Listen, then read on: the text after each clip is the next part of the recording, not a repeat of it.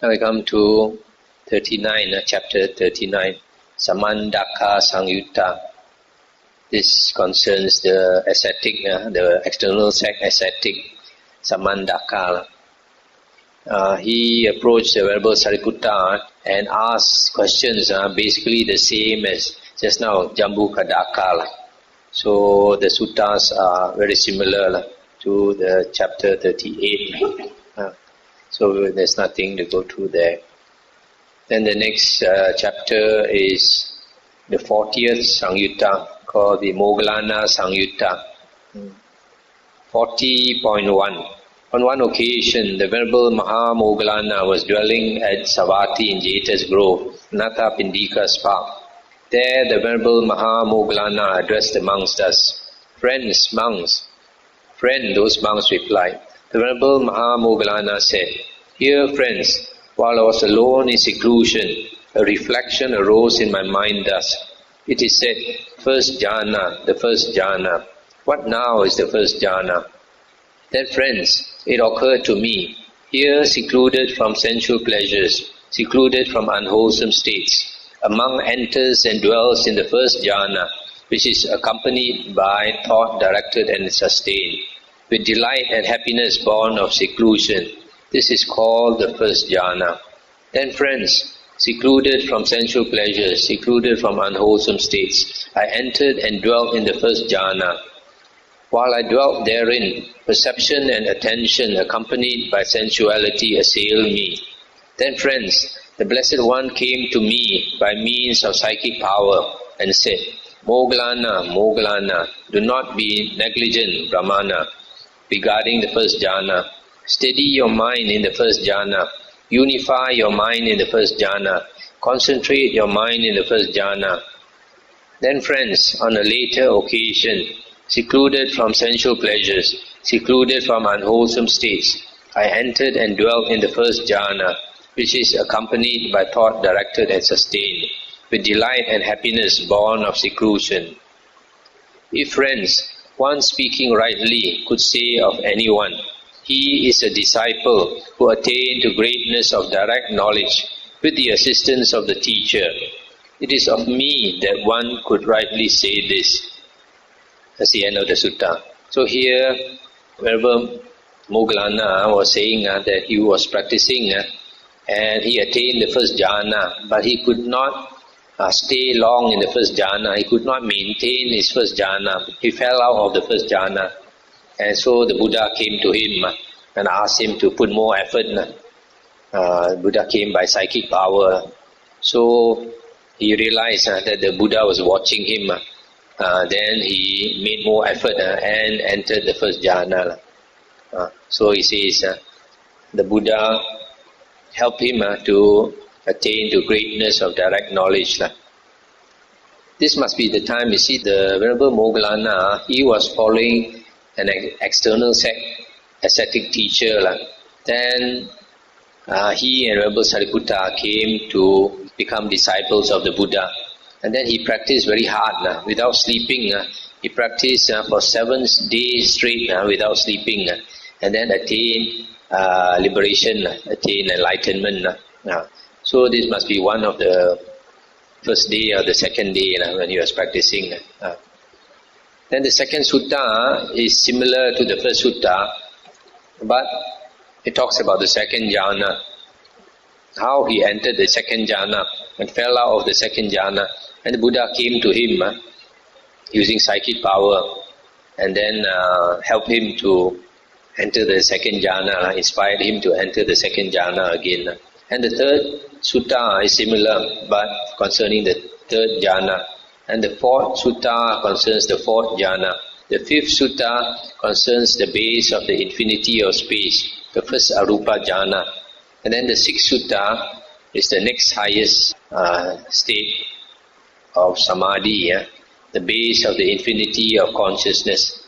The seventh sutta is the next highest conscious state, is the base of nothingness.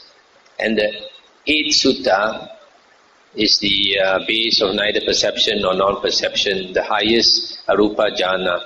I read to you the eighth sutta, 40.8.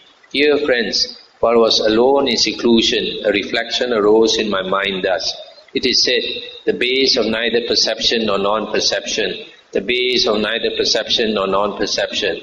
What now is the base of neither perception nor non-perception? Then friends, it occurred to me, here, by completely transcending the base of nothingness, among enters and dwells in the base of neither perception nor non-perception. This is called the base of neither perception nor non-perception.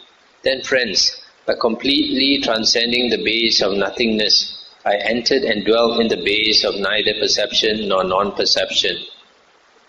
While I dwelt therein, perception and attention, accompanied by the base of nothingness, assailed me. Then friends, the Blessed One came to me by means of psychic power and said, Moggallana, Moggallana, do not be negligent, Brahmana, regarding the base of neither perception nor non-perception. Steady your mind in the base of neither perception nor non-perception. Unify your mind in the base of neither perception nor non-perception. Concentrate your mind in the base of neither perception nor non-perception. Then on a later occasion, by completely transcending the base of nothingness, I entered and dwelt in the base of neither perception nor non-perception. If friends, one speaking rightly, could say of anyone, he is a disciple who attained to greatness of direct knowledge with the assistance of the teacher, it is of me that one could rightly say this. So the Buddha helped him all along the way, from the first jhana upwards. Then the next sutta, 40.9. Dear friends, while I was alone in seclusion, a reflection arose in my mind thus. It is said, the signless concentration of mind, the signless concentration of mind. What now is the signless concentration of mind? Then friends, it occurred to me, here, by non-attention to all signs, among enters and dwells in the signless concentration of mind. This is called the signless concentration of mind. Then friends, by non-attention to all signs, I entered and dwelt in the signless concentration of mind. While I dwelt therein, my consciousness followed along with signs. Then friends, the Blessed One came to me by means of psychic power and said, Moggallana, Moggallana, do not be negligent, Brahmana, regarding the signless concentration of mind. Steady your mind in the signless concentration of mind. Unify your mind in the signless concentration of mind. Concentrate your mind in the signless concentration of mind. Then on a later occasion, by non-attention to all signs, I entered and dwelt in the signless concentration of mind. If friends, one speaking rightly could say of anyone, he is a disciple who attained to greatness of direct knowledge with the assistance of the teacher, it is of me that one could rightly say this. So this signless concentration must be a very high state, because normally our mind cannot be signless. Signless means you have no object in the mind. Normally there's always something in our mind. There's always have a object, a sign. There's one more sutta. I think read it another day. So we stop here for the suttas. Anything to discuss? What is contemplate with the body within the body and contemplate the feeling within the feeling? This one I explained the other day. My personal opinion is that when we contemplate the body, sometimes if your mind is not very strong, you may have a lot of thoughts. So you are trying to pay attention, contemplating the body among a lot of thoughts, in the midst of a lot of thoughts. But here, the Buddha says, contemplate body in the body. That means centered on body. You ignore all other things. When you are contemplating upon body, it's only body you are contemplating, body in the body. If you are contemplating feelings, you are contemplating feelings only in the feelings, not among other thoughts. So So what I'm trying to say is that you only contemplate that one particular thing, not any other thing. Don't allow the mind to be scattered.